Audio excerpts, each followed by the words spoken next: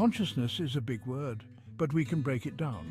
It means being aware of oneself. It means noticing things outside oneself, and it means reacting to those things. A definition could be, consciousness is an awareness that the unit or single entity is not the only thing in existence. It can perceive some of these other influences and respond to them. We humans are aware of many things. We feel our bodies. We experience emotions like joy and sadness. We have a sense of self. We know we are different from others. Our senses tell us about the world. This information helps us understand our surroundings, but there might be more to our awareness. Some people mention picking up communications from dead loved ones, others about picking up thoughts and feelings of others who may be many miles away, or picking up impressions of future events. In addition to these, we have the dream state, which also involves a mysterious awareness. Those who have perceived some things which lie beyond the physical world realize that the physical world is not all there is to be perceived and understood. We often think of stones as lifeless objects. They seem still and unchanging, but there is some consciousness anywhere that anything at all exists. In the atomic world, particles are moving near the speed of light, even in stones that have seemed to be still for thousands of years. The power of the atomic bomb illustrates how much force is constricted in matter. Intelligence in matter can respond to human thought in several circumstances. United group thought creates a very powerful force that can be picked up by intelligence in matter when the point of tension is reached. A master soul with great powers of focused thought can accomplish this in varying degrees. An individual who exercises great faith can also communicate with stones. Investigators have come to the conclusions that plants indeed show signs of having consciousness. Michael Pollan points out a study that proves a plant can actually learn something new and retain it in some type of memory. Plants respond differently to different music. Pollan says, plants can sense gravity, the presence of water, or even feel that an obstruction is in the way of its roots before coming into contact with it. Plants express intelligent movement. Pollan illustrates this with a video of vines sensing a pole next to them and stretching in its direction, trying to join with it. The purpose of the plant world is to allow the life of God to perfect the world of feeling, and through feeling become aware of that which is outside of the physical self. The animal consciousness. The animals make a giant leap away from limitation through gaining the power of movement. The animal reacts through conscious calculation and computer brain-driven reactions. They show the physical manifestation of the beginnings of mind. They have the same 5 physical senses that we do, so they have an awareness of light and color, sound, touch, taste and smell. They are able to communicate somewhat with their own species and to a lesser degree with other species. They are aware of those lives who are friendly or harmless and those who are not. They have a sense that it is important to survive and obtain food. Animals have a seed awareness of all the human emotions. Animals feel an embryonic feeling of love. This is especially manifest in their caring for their young ones. They also select mates with which they experience feelings belonging to their own nature. A feeling of belonging is important to an animal.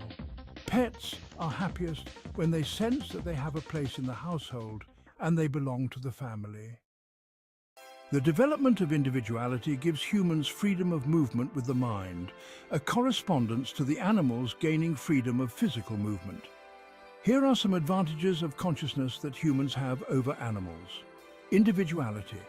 We see ourselves as unique individuals. This forces us to learn and compete, which greatly stimulates our evolution forward. Problem solving. The human mind seeks to solve problems. Record keeping. Humans learn to draw pictures and write so we can record our history. Knowing our history so we can build on past achievements is a tremendous advantage to human consciousness. Love and relationships. Humans have created a family structure, established contracts, marriage, business, and many bonding activities. This list could be extended, but the point is that the quality of consciousness for the average human is a greater leap than most of us realize or appreciate. To be conscious means to be aware of things outside or beyond the individual self. Therefore, to expand consciousness means to become aware of additional things that were previously unknown or unobserved. When an entity first becomes a self-conscious human, he becomes aware that he is a distinct, differentiated person. He is aware of his ego and self. For many lifetimes, it seems that the only expansion of consciousness is in the power to satisfy the desires of self. When he achieves this, it's not completely satisfying, and he feels that there has to be something more. For the first time, he looks beyond self, and he begins to see many things that were not seen before. They were always there, but we cannot see unless we look. He now experiences things such as there are higher intelligences than human, and they can be contacted. He discovers the inner voice and trusts it above the outer voices. He discovers that there is greater fulfillment in serving the many rather than serving the one or himself. He discovers that love has a number of levels of which he was previously unaware. The list could be increased, but suffice it to say that the seeker will eventually achieve all the expansion possible as an entity in the human kingdom. The next step is to enter the kingdom of God by linking with other lives to become a part of a greater life. This expansion will bring things such as telepathic communication with your soul group and/or other linked groups, access to the Akashic records, continuity of consciousness. There will be little change of consciousness during waking hours or sleep, in life or in death. You will be exposed to a higher vision of the plan of the great lives who guide us. Those who are willing to look, to see, to know and understand have more awaiting them than mortal mind can comprehend.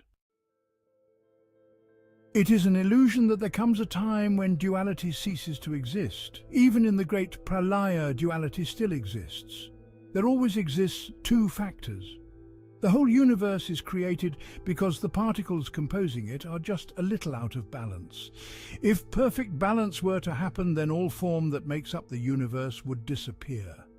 Life is driven through the seeking of balance. We achieve greater and greater balance until all life goes back to the great source for a blissful rest. Existence continues through all cycles, and that intelligence and power of decision that belongs to it always persists. During Pralaya, we will still have life and consciousness, but it is so different from the life and consciousness.